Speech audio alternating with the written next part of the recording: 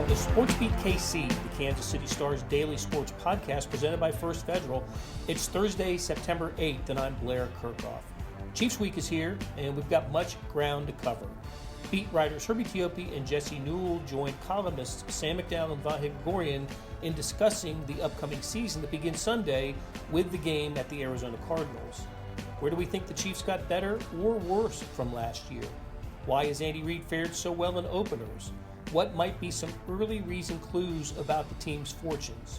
We ask and attempt to answer all of those questions on today's show, plus we each give our predicted victory total at the end. The show started as a SportsBeat Live. Catch us on that show, by the way. When the Chiefs play on Sunday or Monday, we air Thursdays at 10 a.m. Next week, of course, is the exception. The Chiefs play Thursday, so we'll air Wednesday at 10 a.m. And as always, we'll have a live show about 2 hours after the end of each game. Okay, let's get started.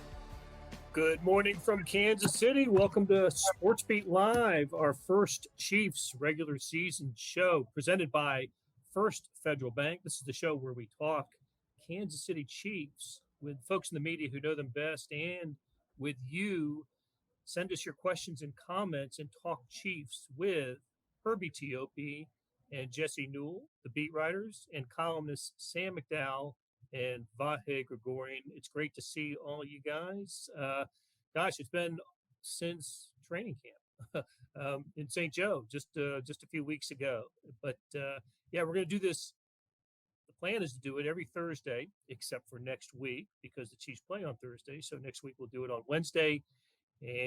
But every week throughout the season and after Chiefs game. So you'll hear from us on Sunday after the Chiefs play the Arizona Cardinals. So yes, 3:30 game or 3:25. I don't know what the official start time is, but it's the afternoon window on CBS.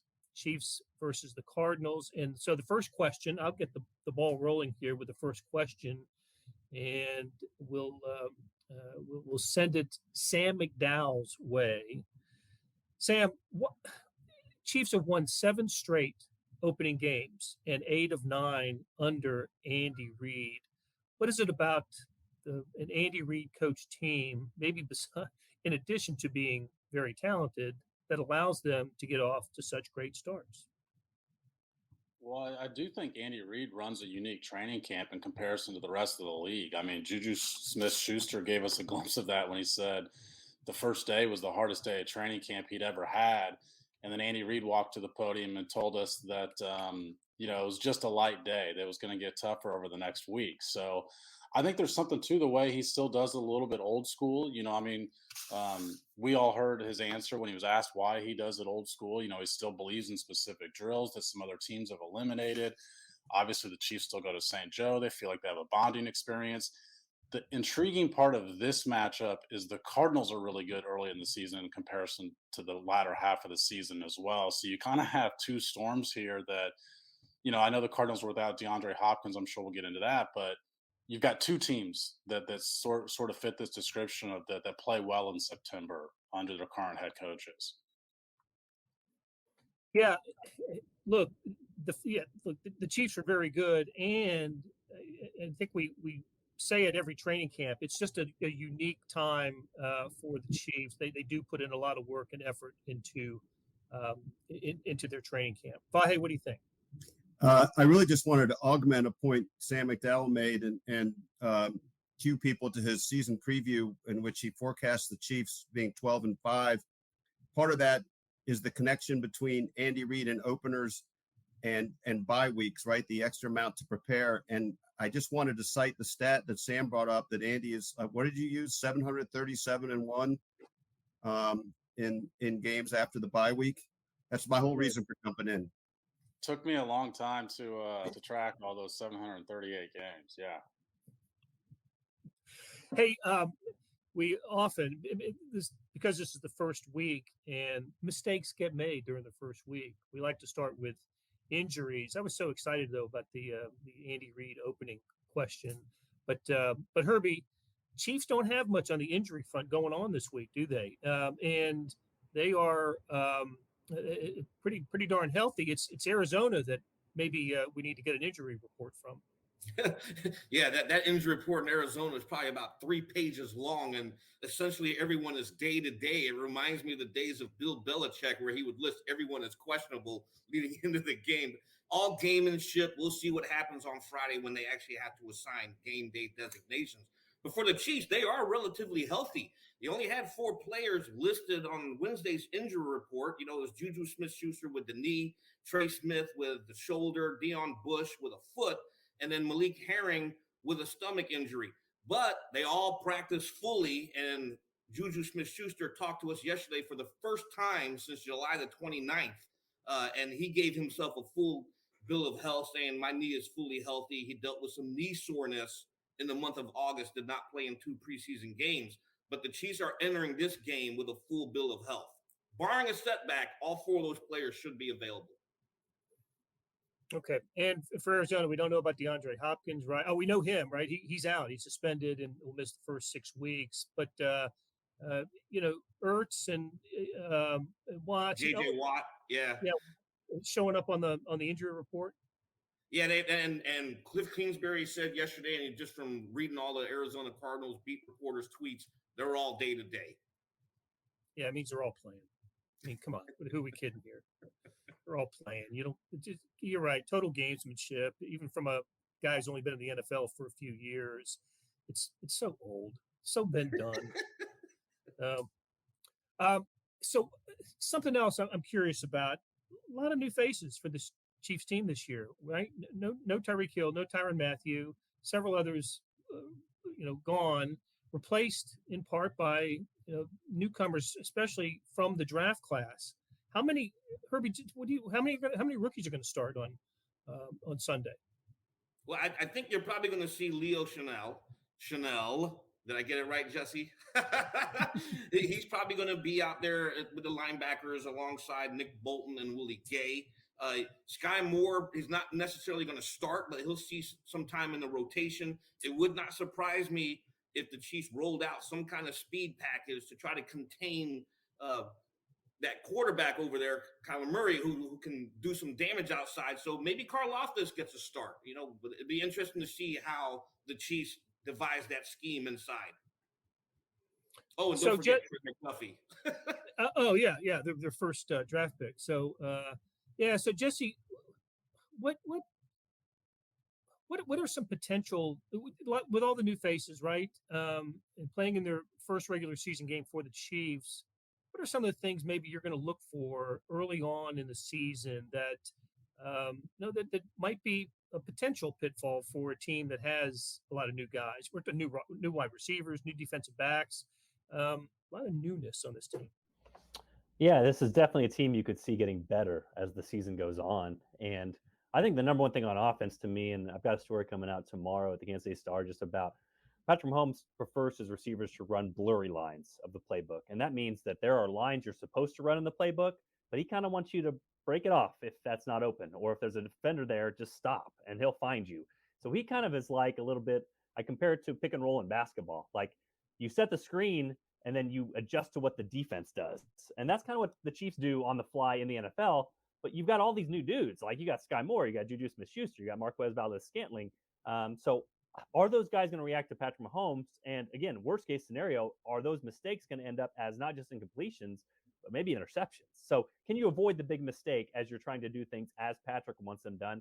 And then defensively, you just got a lot of guys in new roles. I mean, Nick Bolton is the green dot. I mean, that's something Herbie can tell you. That's a big deal. I mean, that's a guy taking on a huge role in his second year.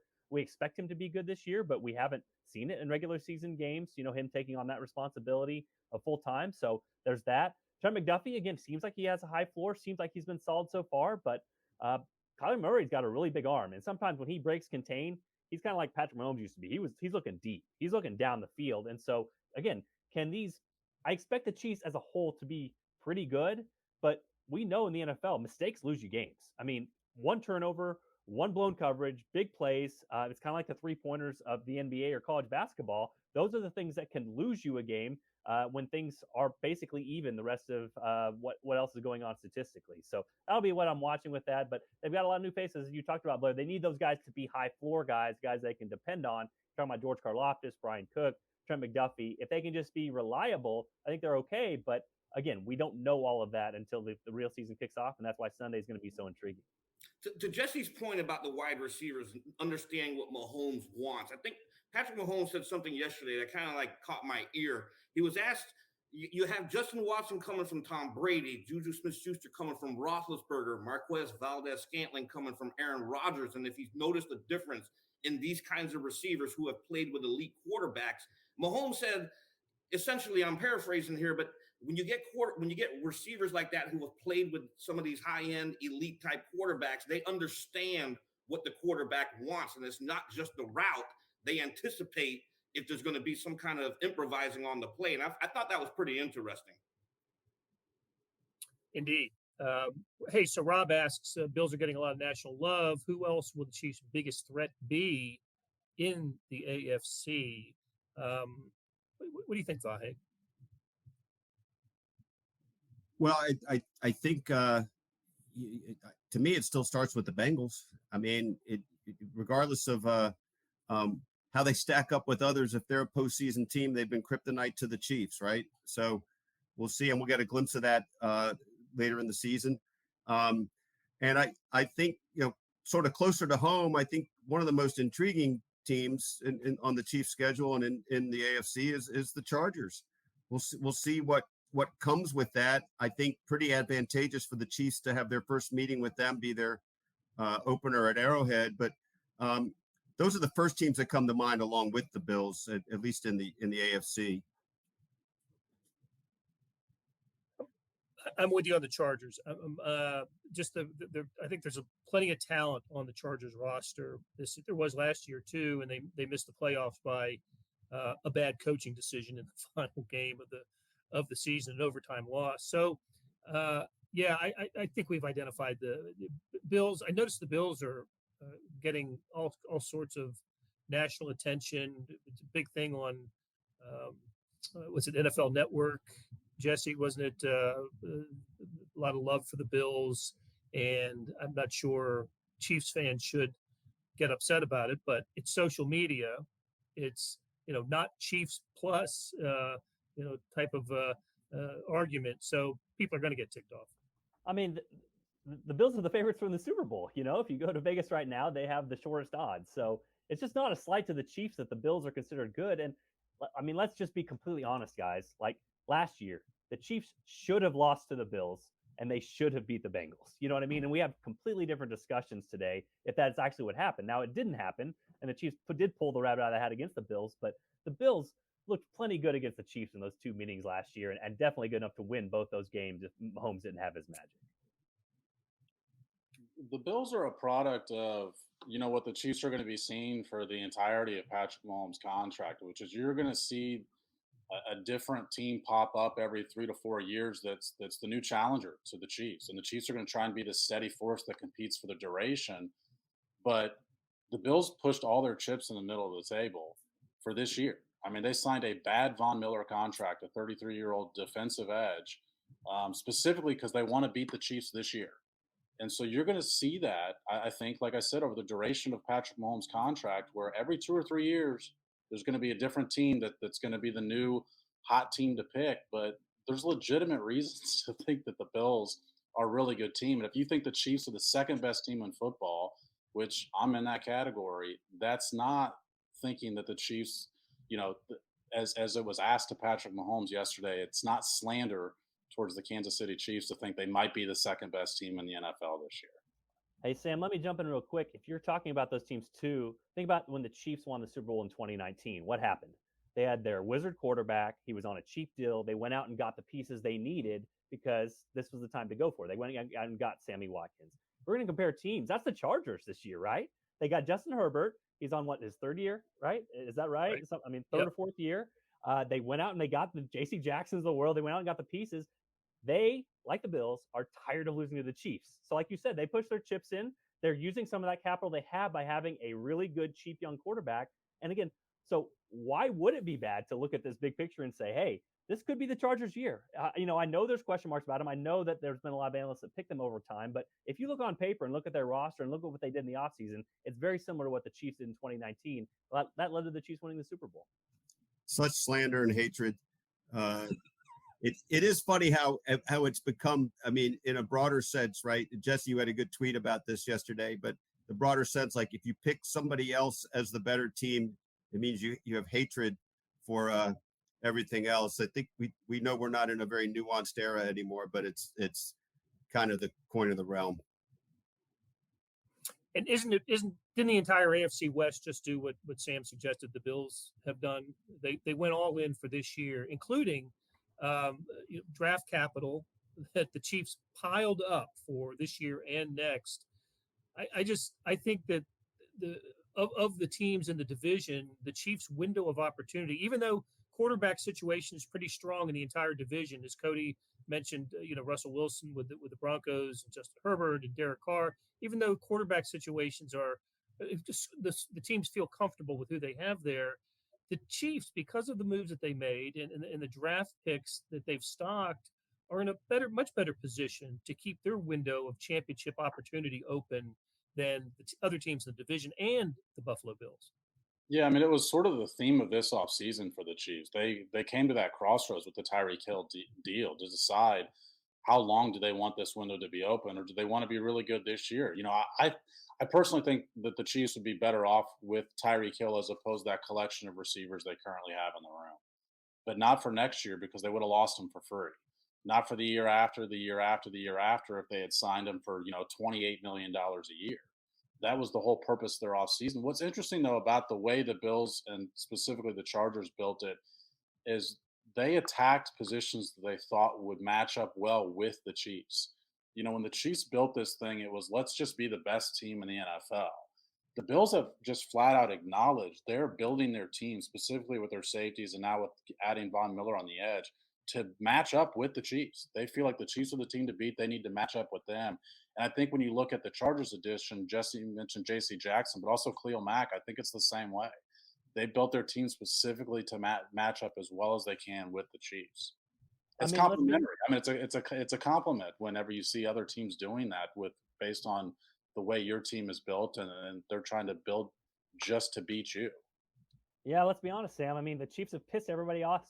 I mean, that's what this is. The Bills are tired of losing to the Chiefs. The Chargers are tired of losing to the Chiefs. The Raiders are tired of losing to the Chiefs. The Broncos are tired of losing to the Chiefs. They're tired of seeing Patrick Mahomes win all these awards and the Chiefs win all these games. So they stuck their neck out there this year and made some short-term decisions this offseason to try to chase down the Chiefs. And so, like you said, Sam, that's a compliment to the Chiefs, but yet it is a reality the Chiefs have to face as the other teams are trying to catch up to them.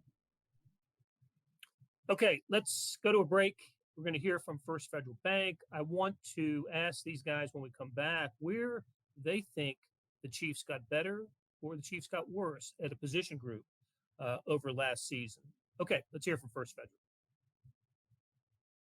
When I bought my first home, I was searching for listings and negotiating all on my own. Now I'm back in the housing market and I could not imagine doing that again. But then I found First Federal Bank of Kansas City's expert loan advisors at ffbkc.com. They were kind, knowledgeable, and available 24/7. My loan advisor answered my questions and helped me feel confident all the way through closing. I trust First Federal Bank because they understand banking is personal. Apply today for a home loan at ffbkc.com/homes. First Federal Bank of Kansas City. Member FDIC, Equal Housing Lender.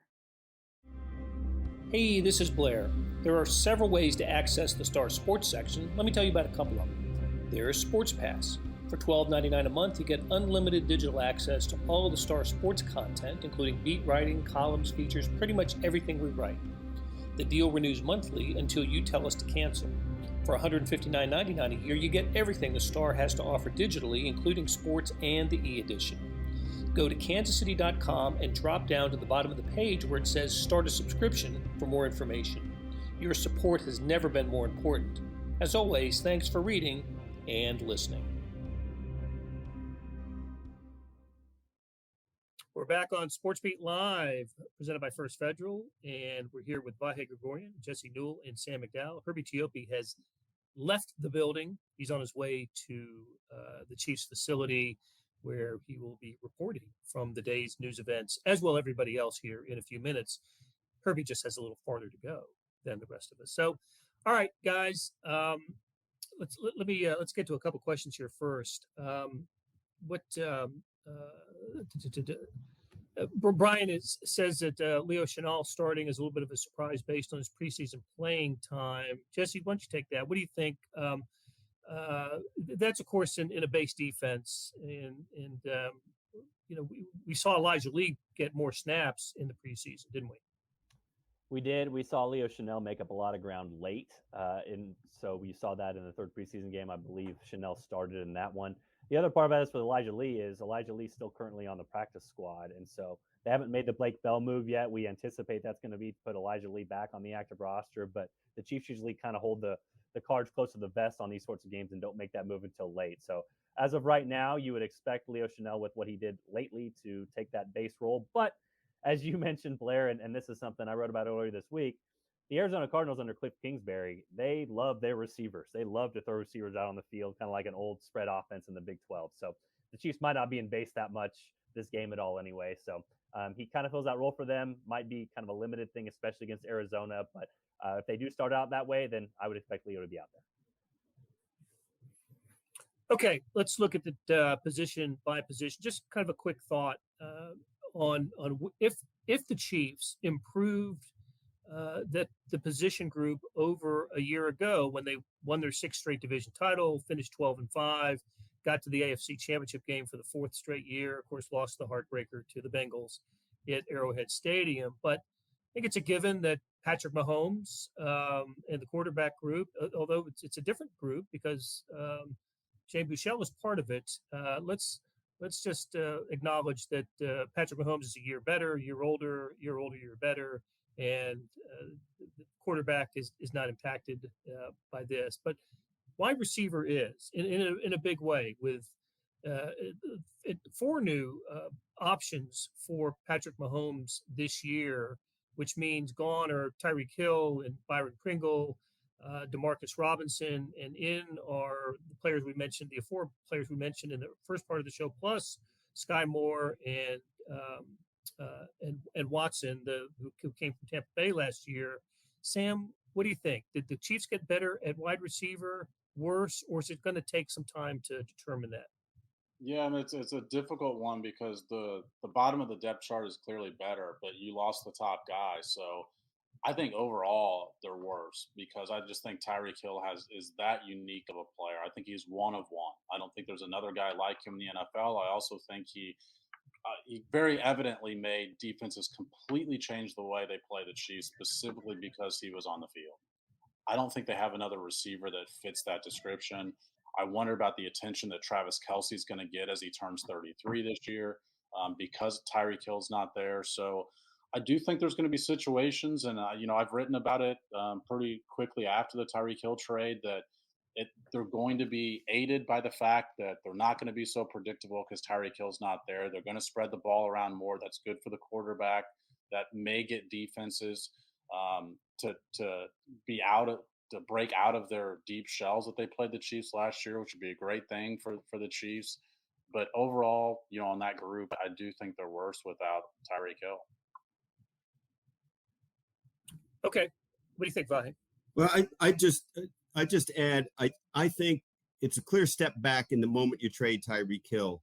On the other hand, I think there's a chance for 2 steps forward out of it when you've got a stronger base, you've got a lot of experienced talent and yet new to this, right? So we don't know how it looks on this canvas.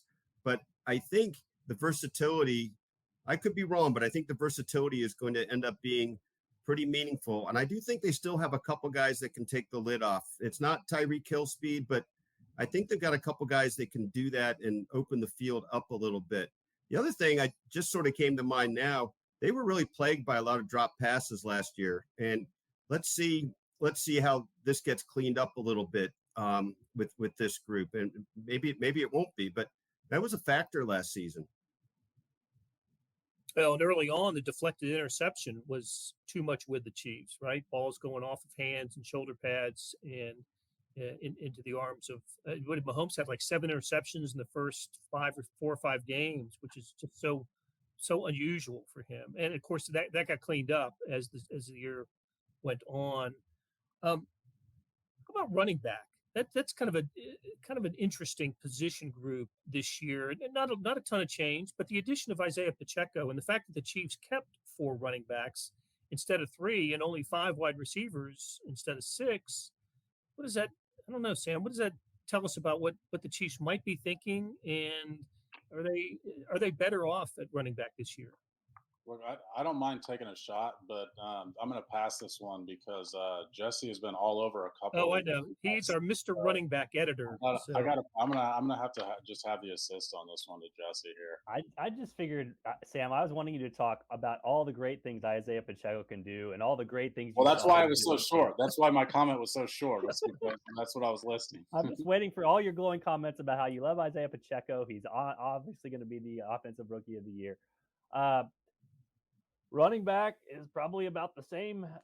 It's a weakness on this team. I mean, right now it's a weakness, and we've talked a little bit about this before. But Clyde Edwards-Helaire, they got to see something this year, and I think early in the season they're going to figure out whether, when he's healthy, he can be an effective NFL running back, and if not, they need to start moving on from him because first round pick or not, they're giving other opportunities for playing time to him, and that's actively hurting them, in particular run plays, if he's not able to produce, because so far in his career he hasn't been able to stay healthy, and he hasn't been an explosive back, and he hasn't helped him out of the backfield as a pass catcher. So it's put up or shut up time for Clyde Edwards-Helaire. And listen, I love talking to him, I love hearing what he says, and it really sounds like he has battled injuries, but he's got to show it. I mean, it's time for him to come into a season healthy and to produce the way that they expected him to when he came in.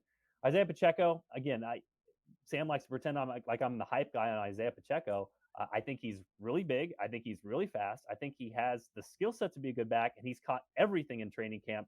I think we've talked about this a lot. His vision is not there yet. Now, can you simplify things? Can you make it a power run game and say, hey, you follow this guy on your run and only do that and maybe cut down the reads you have? You potentially can do that. And I've always been the Ronald Jones type guy. I wrote about him in June about how he could help this offense.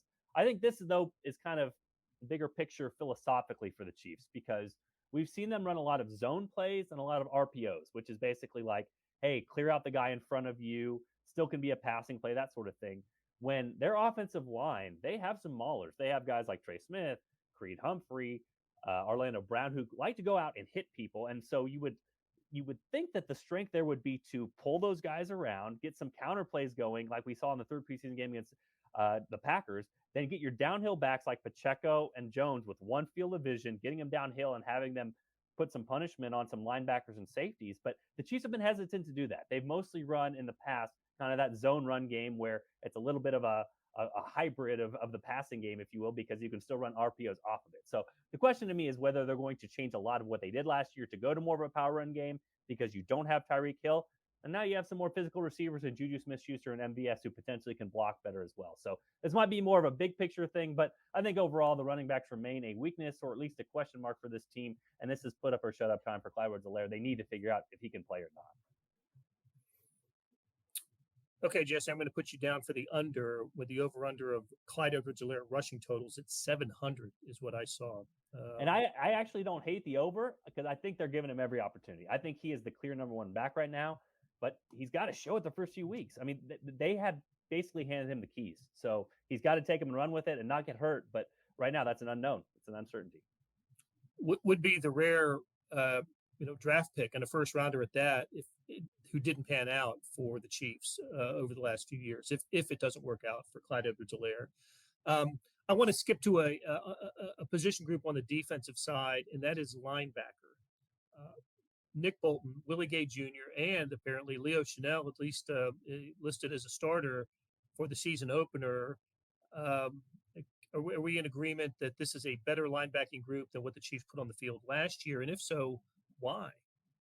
Yeah, I think it's addition by subtraction. I mean, I think they were too slow at this spot. When the Chiefs talked about their defense being too slow, they could pinpoint this position, specifically the Mike. It was either Anthony Hitchens or Ben Neiman. Now Nick Bolton's at the Mike, and speed is not Nick Bolton's strength, but him being at the Mike means Willie Gay is going to be on the field a heck of a lot more often than he was last year, and that's certainly one of his strengths. So the simple answer for why the linebackers are better is just speed. Yeah, it's about depth too right now, Sam. I mean, if those two guys stay healthy, you got to love where the Chiefs linebackers are. If you you got Willie Gay and Nick Bolton in there, they look like they're in line for breakout years. You just got to hope they stay healthy and the Chiefs don't have to get further down the depth chart. And I echo those sentiments. I mean, Blair and I were speaking with a group earlier, and I guess I used the term that it's the first time in a while I think you could feel a little excited about the Chiefs linebackers. I'm really intrigued by them. On the other hand, when you make the point about Leo Chenal, then you think to yourself, well, if that's indeed the starting trio in the base, you got a total of 3 years NFL experience among the three of them, right? 2, 1, and 0. So could that be exploited? I don't know. We'll see. But I'm excited to see them play and develop. Gosh, and Willie Gay, remember what he said about his first year with the Chiefs, how lost he was. So, but yes, what I really like about at least the Bolton Gay combination is their ability to be run stoppers and succeed in pass coverage. I think the potential for that is there for those guys. Let's quickly go to the secondary, safeties and cornerbacks. This is where youth will be served for the Chiefs. When we talk about rookie starters, Trent McDuffie, of course, and I think playing time for Brian Cook, and certainly on the field in nickel packages, Joshua Williams, Jalen Watson. This is a fascinating position group to me, Sam. Yeah, so this is going to be a little bit of a cop-out answer, but I think they're going to be worse in the first month and then better by the end of the year than they were last year. I think Justin Reid will get to where Tyrann Mathieu was, but I think he can't have the leadership qualities Tyrann Mathieu had because he's not as familiar with the defense. I mean, Tyrann Mathieu had played that defense for 3 years. We saw in his first year, it took the Chiefs a while to get where they wanted to be. I think McDuffie could be Charvarius Ward. I just think a rookie in his first NFL start, it's a lot of pressure to put on that guy. Fenton's probably going to be playing on the outside. I still think that's a question mark. So overall, I think they'll be better than they were at the end of last year. I just don't think it's going to be in week 1. Yeah, I think, Sam, to echo that, I also think you kind of wonder about the addition by subtraction again. And Daniel Sorensen might be in the Chiefs Ring of Honor someday. He made some of the biggest plays in Chiefs history. And yet last year, I think we all know he was one of the biggest problems that they had on the back end. So we'll see kind of how all that balances out. But it's sort of what we talked about with the window. Like for Brett Veach to make this play and trade Tyreek Hill and to get these guys in the secondary, and to seem like he hit on some of these draft picks, you feel really good about their potential prospects in 3 or 4 years, or even at the end of this year. How that looks against Arizona in week 1, you hold your breath a little bit.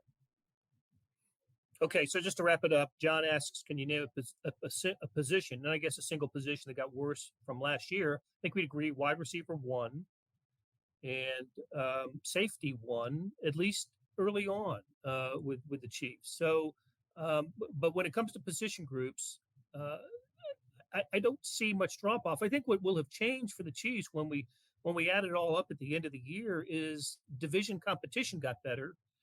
And teams like the Bills and the Bengals stayed good. And if the Chiefs end up with a worse record than last year, I don't think we'll be talking about how they got crushed because Tyreek Hill wasn't here or Tyrann Mathieu wasn't here. It will be because opposition got better. Chiefs have the most difficult schedule. I don't know what do the analytics say about the Chiefs schedule? Is it 1 or 2? In terms of difficulty? It is a gap between 1 and 2. I mean, they are so far ahead of the rest of the league and difficulty this year. I mean, it's like historically difficult. The first 8 teams they play had winning records last year. Then you get Jacksonville. Then you have to go to the Chargers, and you get the back-to-back Super Bowl participants from last year. So, I mean, it's the most difficult schedule I've seen for the first 3 months here.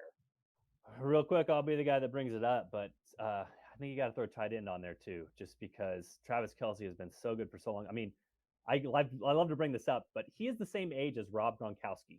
Rob Gronkowski retired, then came back to the NFL, and then retired again, and now we're just expecting Travis Kelce to walk out there and be the best tight end in the NFL again. They're probably going to have to limit his snaps. He probably won't be able to do quite as much as he did, and I mean, nobody wants to talk about it, but a decline is going to come. I mean, age comes for everybody. And so we'll see with that position and how productive he can be and how healthy he can remain, because he's been really healthy throughout his career, but also something to talk about and something to watch, because I don't think you can just Sharpie in Travis Kelce for 1,200 yards anymore and 100 catches.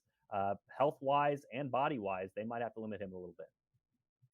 But they do like Noah Gray. That's something that we did see from training camp and in the preseason games. And Noah Gray seems, even though I was a little skeptical. But you don't, Blair, yeah.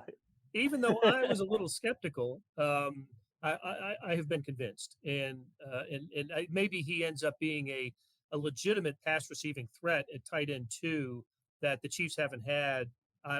You could say Demetrius Harris, but I don't. That wasn't much. So, all right, guys, we've gone over our allotted time, which is a great thing because there was a lot to talk about, and there will be much more to discuss after Sunday's game. We're going to start probably around 8 p.m. Central, and hope everybody can tune in then. And we're going to rehash the Chiefs' opening game over the Arizona Cardinals. All right, before we go, just give me a victory total prediction for the Chiefs this year. Now, just how many wins do the Chiefs have, and if they're not going to make the playoffs, let me know that. But I'll start and say I think they're an 11-win team, and then they're in the playoffs. Jesse, what do you think?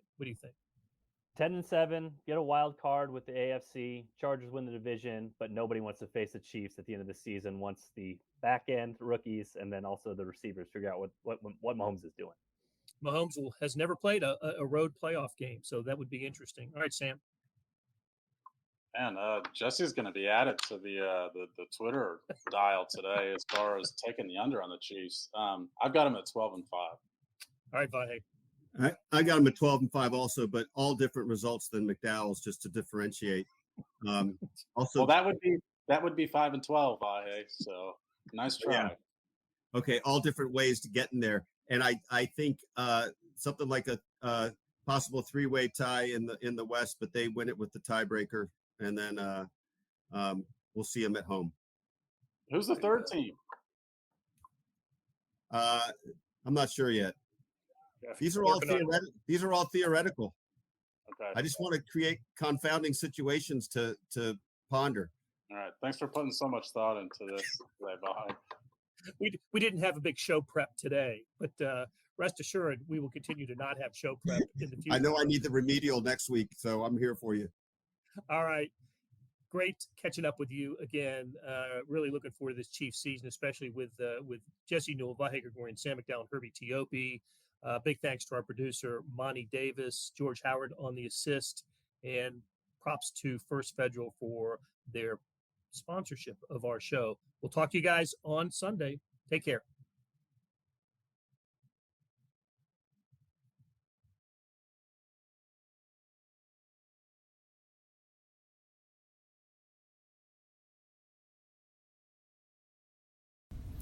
That'll do it for today.